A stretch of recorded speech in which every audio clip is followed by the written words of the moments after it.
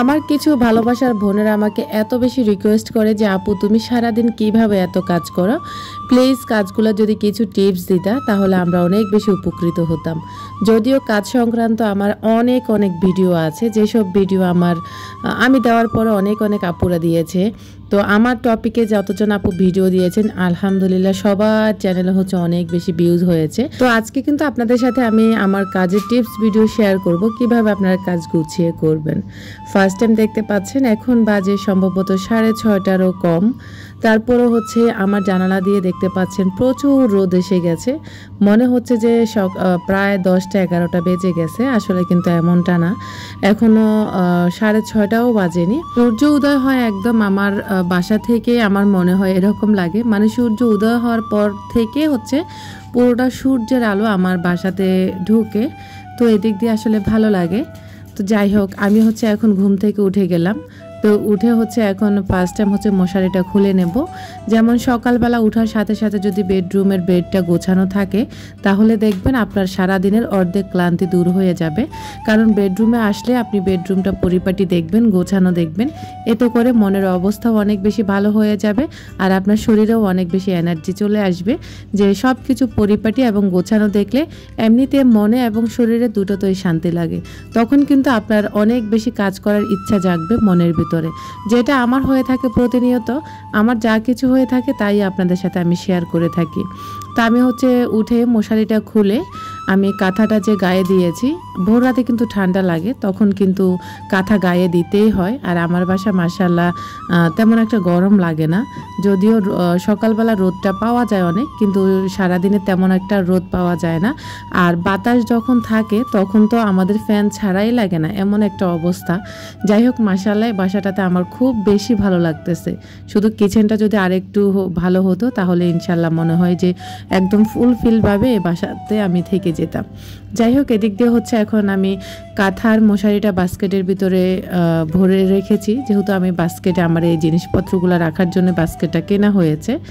তো যাই হোক, এরকম একটা নির্দিষ্ট আপনারা বাস্কেট কিনে রাখবেন, যাতে করে আপনারা এক্সট্রা কাঁথা কম্বল বা মশারিগুলো প্রতিদিন উঠিয়ে বাস্কেটের ভিতরে রেখে দিতে পারেন। অনেকে হচ্ছে লন্ড্রি বাস্কেট হিসেবে ব্যবহার করে, আমি আসলে এই কাঁথা কম্বলের জন্য বাস্কেটটা নিয়েছি। তো বাস্কেটটা আজকে আপনাদের সাথে শেয়ার করলাম না। তো আমি ওই যে ওগুলো হচ্ছে ওখানে গুছিয়ে এখন চলে এসেছি সোজা হচ্ছে বেসিন এরিয়াতে। এখন হচ্ছে আমি ব্রাশ করে নেব। তো অনেকের হচ্ছে একজন আপু কমেন্ট করেছেন যে আপু ভিডিওতে আপনি হচ্ছে ব্রাশের অপশনটা রাখবেন না। তো আচ্ছা, আমি ব্রাশের অপশনটা আপনাদের সাথে আর রাখবো না, আমি তার ব্রাশ করা অবস্থা আপনাদের সামনে আসি না বা ব্রাশের পেস্ট নিই, ওইটাই হচ্ছে শেয়ার করে থাকি। তো যাই হোক, এক একজনের রুচিবোধ আল্লাহ তাআলা এক এক রকম দিয়ে দিয়েছেন, এটা পার্সোনালি আমারও ভালো লাগে না একদম ক্যামেরার সামনে এসে ব্রাশ করা। তো যাই হোক, ওই দিক দিয়ে দেখতে পাচ্ছেন আমি ঘুম থেকে উঠে ব্রাশ করার আগে হচ্ছে কিচেনে ইলেকট্রিক কেটলিতে পানি দিয়েছি। পানিগুলো গরম হতে হতে আমি এদিক দিয়ে ব্রাশ করে নিয়েছি। তো ব্রাশ হতে হতে আমার দেখা গেছে ওই পানিগুলো গরম হয়ে গেছে, তখন কিন্তু আমি চাও বসিয়ে দিয়ে এসেছি। চা বসিয়ে দিয়ে এখন বারান্দা দেখলাম ভরপুর রোদ, আর রোদের ভিতরে কিন্তু আমার এই কাপড় চোপড়গুলো কিন্তু অনেক বেশি রং নষ্ট হয়ে যাচ্ছে। তো আগে বারান্দা থেকে কাপড় চোপড়গুলো এনে আমি হচ্ছে গুছিয়ে নিয়েছি। তো সেই সাথে বারান্দায় এসে দেখলাম যে অনেকগুলো পর্তুলিকা ফুল ফুটে আছে, যেখানে আমার ফুল অনেক বেশি ভালো লাগে, যার কারণে আমি একটুখানি ভিডিও ক্লিপ করে নিয়েছি। সেই সাথে অনেকগুলো নয়নতারা ফুল ফুটেছে। এই ফুলের প্রতি আমার অনেকটাই দুর্বলতা ছিল, মাশাআল্লাহ একটা ফুল গাছ আছে আমার এদিকে, আসলে গাছের অনেক বেশি দাম, যার কারণে হচ্ছে কিনতেও পারি না। যাই হোক, এদিক দিয়ে হচ্ছে এখন আমি ফাইনালি বেডরুমটা গুছিয়ে নিয়েছি। ভিডিওর এই পর্যায়ে এসে আপনাদেরকে একটা অনুরোধ করব, যারা আমার ভিডিওগুলো দেখে থাকেন কিন্তু লাইক দিতে ভুলে যান, প্লিজ আপুরা একটি লাইক দিয়ে যাবেন। আপনার ছোট্ট একটি লাইকের মাধ্যমে আরও একটি দিনের ভিডিও মেক করার উৎসাহ পাই। আপনি যদি আমার চ্যানেলে আজকে নতুন হয়ে থাকেন, চাইলে আমার চ্যানেলটিকে সাবস্ক্রাইব করে পাশে থাকা অল অপশনটা অন করে রাখবেন। আমি যখনই ভিডিও আপলোড করব নোটিফিকেশন পৌঁছে যাবে আপনার কাছে, আপনি সময় করে আমার ভিডিওগুলো দেখে নিতে পারবেন। বেশি ভালো লাগলে আপনার ফ্রেন্ডস অ্যান্ড ফ্যামিলির সাথে আমার চ্যানেলের লিঙ্ক বা ভিডিও লিঙ্কটা শেয়ার করতে ভুলবেন না। বেডরুমটা সুন্দর করে গুছিয়ে এখন চলে এসেছি কিচেনে। আপনারা প্রতিদিন হচ্ছে রান্না বান্নার আগে বেডরুম এবং কি পুরো ঘরটা গুছিয়ে নেওয়ার চেষ্টা করবেন, যেহেতু সকালবেলা বাচ্চারা বাসায় থাকে না, খুব অনায়াসে কিন্তু বাসাটা পরিষ্কার করা যায়, সুন্দরভাবে গোছানো যায়। তো যাই হোক, আমি কিন্তু প্রতিনিয়ত আমার কাজগুলোকে এভাবে স্টেপ বাই স্টেপ গুছিয়ে করি বলে হচ্ছে মাশাআল্লাহ সারাদিন আমার বাসাটা অনেক বেশি পরিপাটিও থাকে। আর বিকেলের পর থেকে কিন্তু আরফান বাসায় থাকে না, আরফান হচ্ছে সকালে স্কুলে যায়, 11টা সাড়ে 11টা বাজে আসে, তারপর হচ্ছে সারাদিনে থেকে 3টা বাজে বের হয়, আবার 5টায় আসে, 5টা বাজে এসে আবার হচ্ছে ও 6:30 বাসা থেকে বের হয়ে যায়। ওর হচ্ছে 2 বেলা কোচিংয়ে দিয়ে দিয়েছি স্কুলে। তো যাই হোক, আর এই সকালবেলা কিন্তু যেহেতু বাচ্চারা বাসায় থাকে না, ভাইয়ারাও অফিসে চলে যায়, তো সব মিলিয়ে বাসাটা পুরো বাসা ফাঁকাই থাকে।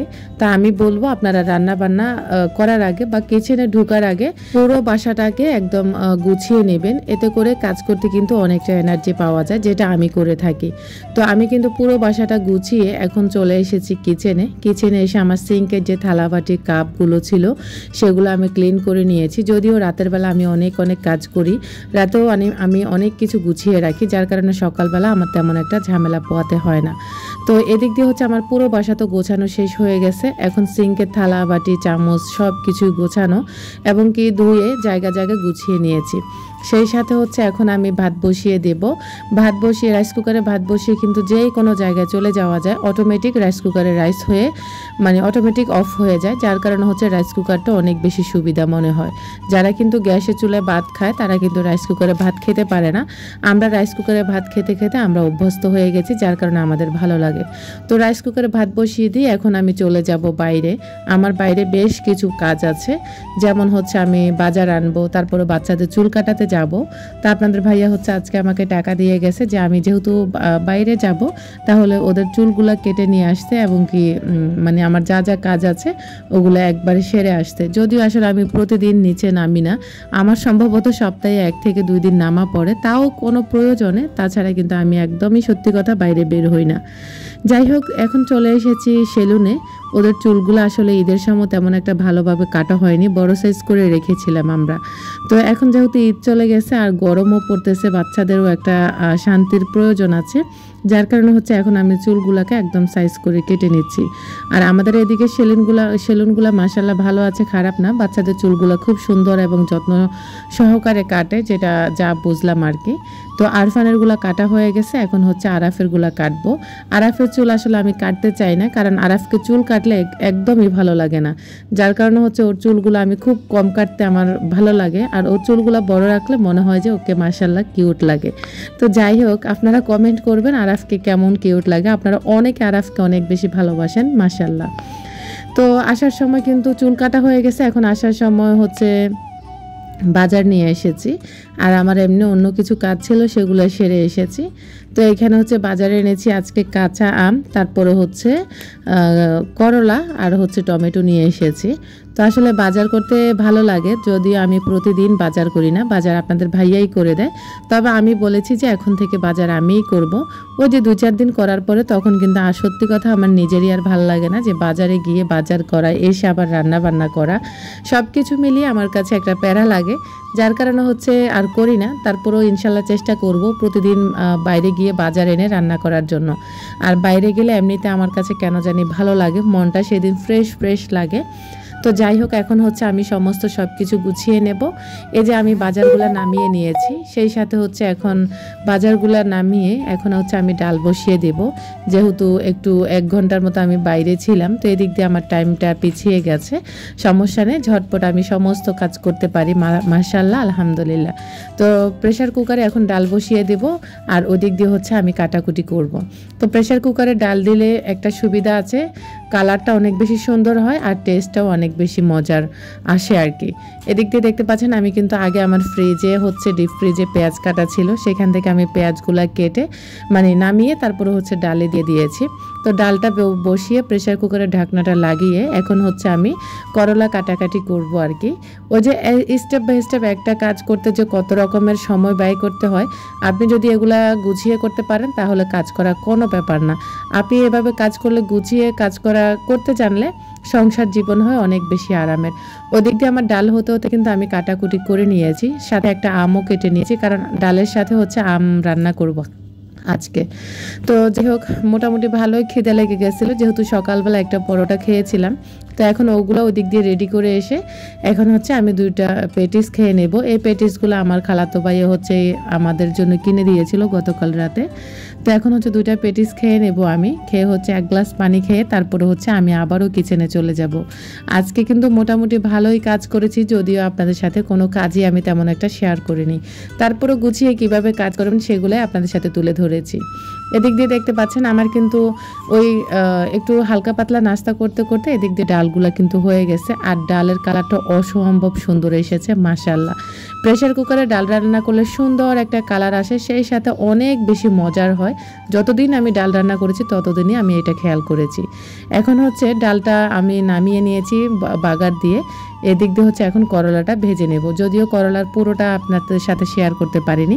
আশা করছি আপনাদের অনেক বেশি ভালো লেগেছে আমার আজকের ভিডিওটি। ফাইনালি আমি সম্পূর্ণ হচ্ছে কাজবাজ শেষ করে, রান্নাবান্না শেষ করে, গোসল করে অনেকগুলো কাপড় চোপড় ধুয়েছি। নিশ্চয় আপনারা দেখে বুঝতে পারছেন বেশ কিছু পরিমাণে কাপড় চোপড় ধুয়ে এখন হচ্ছে আমি সারাদিনের জন্য অবসর হয়ে গেছি। আজকের মতো এখানেই বিদায় নিচ্ছি। আল্লাহ হাফেজ, আসসালামু আলাইকুম।